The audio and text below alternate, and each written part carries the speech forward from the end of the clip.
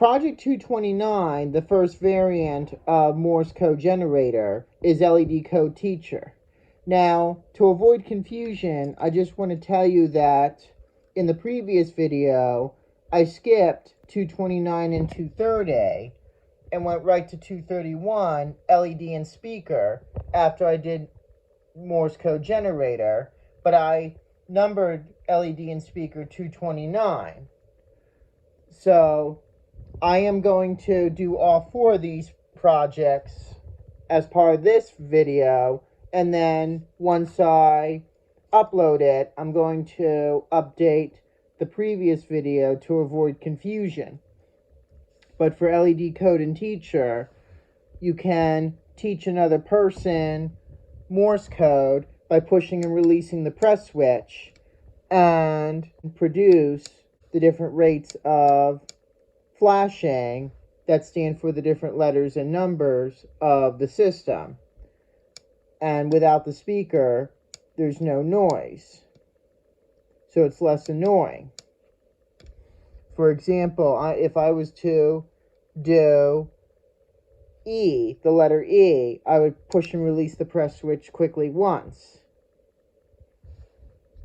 If I wanted to do R, I would do one short tone, one long tone, another short tone, and a final long tone. For, let's say, the number 9, I would do 4 long tones and then one short tone. For Project 230 Go Shriek machine, I replaced the R2 capacitor with the R4 one and the C2 capacitor with the adjustable capacitor. And when you hold down the press switch and adjust both the resistor, the adjustable resistor and capacitor at the same time, you should hear ghost-like sounds. I can't do it one-handed while I'm holding my phone, but you'll hear, once again, noises that sound like a ghost. And at certain settings, the sound may stop or get very faint. A good Halloween project. 231 is LED and speaker. I'm going to use the same circuit as from Project 228, but you can find a person who already knows Morse code to send you a message with both the sound and LED, and then you can see how much you have memorized. And it may be good to do this in a dark room so you can see the LED easier. And Morse code is still used by many amateur radio operators around the world to send messages long distances. For Project 232, dog whistle, I replaced the R2 resistor with the R1 resistor, and I'm going to move the the lever on the adjustable resistor all the way to the right. And when I hold down the press switch, you don't hear anything. However, if you have a dog, your dog may be able to hear it because dogs can hear sounds at higher frequencies than humans can. Project 233 is mind reading game. You and at least one other person will use this circuit to play a very interesting and fun game. Additional people can play as well, but let's just pretend there are 2 players. Player 1 is going to place a 2-snap wire between any of these 4 points, A through D. Let's pretend that they connect point D, and then they're going to cover all 4 of these points with a piece of paper. And now player 2, without seeing where player 1 placed a 2-snap wire, will connect another 2-snap wire between any of these points, W through Z. And if the player connects the 2-snap wire to the correct point, then the circuit will be completed and the speaker will produce Space War sounds. However, if they place it in an incorrect position, nothing will happen and that player will score a point. And there's a chart here to keep score. And there are 18 rounds to play. You could pretend it's almost like golf, because the fewer points each player has, then the greater the chances of winning. Whoever has the least overall is the winner. Project 234 is very similar to the previous project, but this is the enhanced Quiet Zone game. Now, player 1 will set a quiet zone by connecting 3 2-snap wires to 3 of the 4 points on the left, and then they'll cover them, and then each player will start with 10 points. The object of this game is for the second player to guess the location of the quiet zone by putting their 2-snap wire in the correct position, W through Z. If they place it in the incorrect position one time, it means they haven't found the quiet zone and they'll lose a point. And they have 3 tries to find the zone on each turn. The player loses a point every time he or she makes the speaker sound. But when they connect it in the right position, they will gain a point.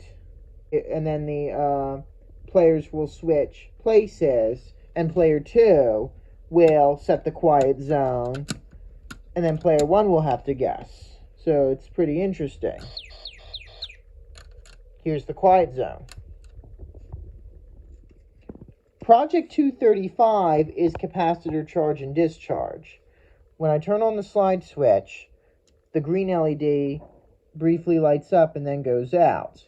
The C5 capacitor has just filled with electrical charge when I turn on the slide switch. Then I am going to turn off the slide switch and push the press switch and watch the red LED. The red LED comes on for a little while and then turns off. Slowly goes out. That the energy powering it came from the capacitor. It had just pushing the S2 switch discharges it. I can repeat this process again by turning on and off the slide switch and then pushing and holding down the press switch. And some capacitors can store more energy than this one, and others store less. Project 236 is sound wave magic. For this project, you will need to make a small paper tray that looks like this, and then you will put salt in the tray, and ideally you'll want enough to cover most of the bottom with a little space in between each grain of salt. But as you can see, I didn't put near as much in there, but that will have to do. And then you will place the speaker on a hard surface, and I put it on this plastic lid. And then when I turn on the slide switch, watch the grains of salt. The sound vibrations from the speaker cause them to move outward toward the corner. And then I'm going to adjust the pitch of the sound and see how that affects the movement of the grains. You'll see that the movement is greater with some pitches than others. Project 237 is Space War Amplifier. When I turn on the slide switch, you may just hear some very quiet clicking sounds from the speaker. But when I push the press switch, you hear louder Space War sounds. And they are louder than in other projects. That's because the U4 amplifier integrated circuit is making the sound louder. And many toys use this same circuit to make sound effects louder than they normally would be.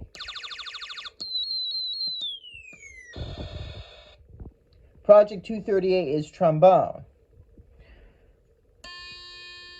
I can turn on the slide switch and move the lever on the adjustable resistor to adjust the pitch of the sound.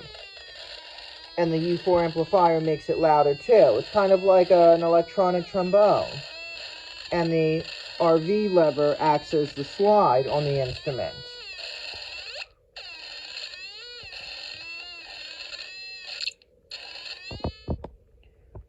For 239, I replaced the C1 capacitor with the C3 one, but make sure that the positive end is facing away from the resistor. Now when I turn on the slide switch, the pitch of the sound is much lower, and it sounds like a race car engine.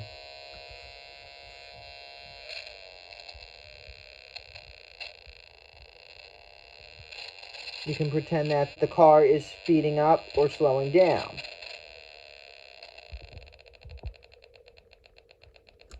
And this is the lowest setting, which may remind you of the sound of an idling engine. This is Power Amplifier. When the slide switch is on, you'll hear nothing, but when I touch point X with a finger, preferably a moist one, you may hear very high-pitched sounds or static.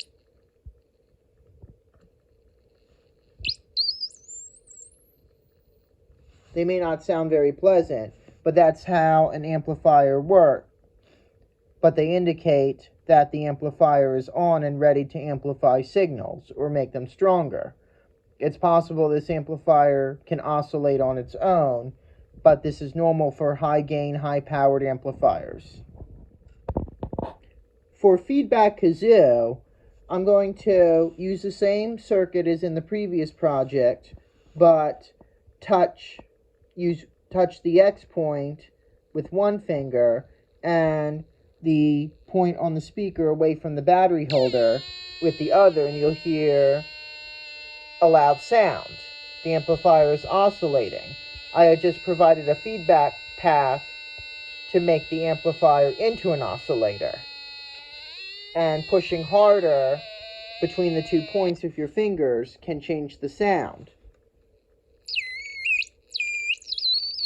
And I know, once again, these sounds are not very pleasant. They may remind you of a microphone that gives off feedback, but this is the basic principle of how that works. And you can make an electronic kazoo this way. You may even be able to play a few songs if you know how to use the appropriate amount of pressure for each note. Project 242 is AM radio. I built a fully functional AM radio, and when I turn on the slide switch, you should hear sound coming from the speaker. This radio has volume control, and you can use the adjustable capacitor to change the station. Unfortunately, at least where I am, it's hard to get good reception, but the antenna here is used to pick up radio signals so that they can be played through the speaker. The amplifier drives the speaker, completing your AM radio. Now, this is really pretty crude, and it wouldn't be ideal for everyday use, but it is certainly good to experiment, and this is a great project that you can make.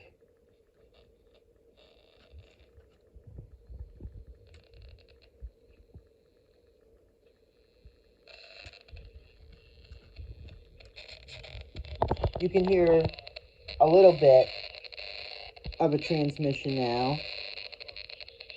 It's not very clear, obviously, but you can hear a person talking. Project 243 is Fire Engine Symphony. When I turn on the slide switch, you will hear a combination of fire engine, police car, and space war sounds. And then when I push the press switch several times and wave my hand over the photoresistor, the sounds will change. The Space War sounds will change.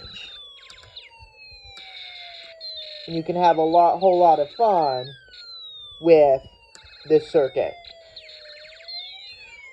Now, for the second part of this project, what you could say is Project 244, you could replace the speaker with the whistle chip.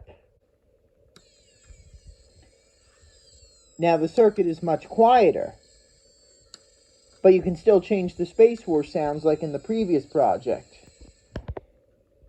Project 245 is vibration or sound indicator. When I turn on the slide switch, the Space War integrated circuit will produce sounds, and then the circuit will stop. Then once the circuit stops, if I clap my hands or tap the whistle chip, the sound starts up again. And any loud sound or vibration will cause the whistle chip to produce a small voltage to turn on the circuit. And then you can repeat a sound by holding down the press switch while it is playing.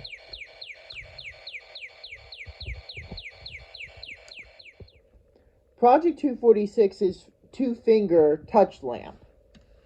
When I touch these two contacts with two fingers at the same time, the LED will light. If I wet my fingers, the LED will be brighter. This is one principle as to how a real-life touch lamp works that will turn on when you touch a sensor. However, in real life, this type of lamp may not be very convenient since the contacts are far apart and you need two fingers to activate it. For Project 247, one-finger touch lamp, I have this 2-snap wire that is touching but not directly connected to point X right here on the NPN transistor. But when I wet my finger, just one of my fingers, and touch the 2 points, the LED lights up. This is a one-finger touch lamp, just like what would be sold in stores, so that you just have to use one finger. In addition, the contacts are interweaved as shown in this diagram, and they will also be more sensitive, so wetting your finger would not be necessary. They would detect even the slightest moisture or electrical conductivity in your finger to activate the lamp. Also in real life, the lamp will stay on after you release your finger instead of having to hold it to the contact for the lamp to stay on. Project 248 is Space Battle. When I turn on the slide switch and push the press switch, you'll hear a different array of sounds. And the lamp and LED both light. You can activate both switches in different combinations to see what different sounds you can have, and you can listen. You can sit back and listen to them, and you can also watch the lights flash. You can pretend that a space war is raging.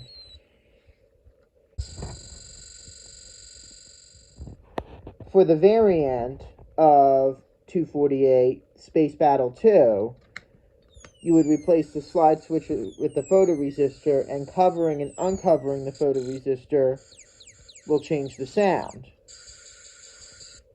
You should do this in a brightly lit area so that there's already light shining on, and then you block the light.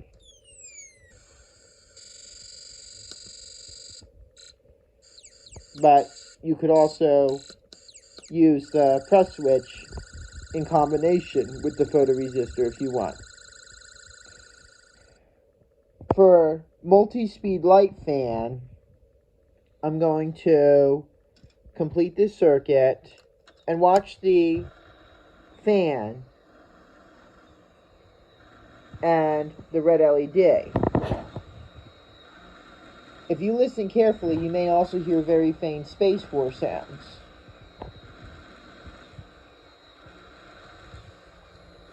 If I cover the photoresistor and push the press switch, the motor will change speeds. Holding down the press switch accelerates the fan. When I cover the photoresistor, the fan will slow down. But even with the photoresistor covered, when I push the press switch, it speeds up again. So that's why it's called multi-speed light fan. For 251, I replaced the motor with the L1 lamp, and now covering and uncovering the photoresistor will cause the lamp to become brighter, dimmer, or turn off, as would be when you push the press switch. You can also make them flicker, like a candle.